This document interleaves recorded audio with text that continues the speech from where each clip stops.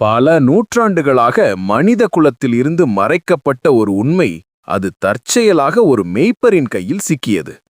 1947ஆம் ஆண்டு ஜோர்டான் நாட்டின் கும்ரான் குகைகளில் ஒரு இளம் மேய்ப்பர் எறிந்த கல் ஒரு மண்பானையை உடைத்தது.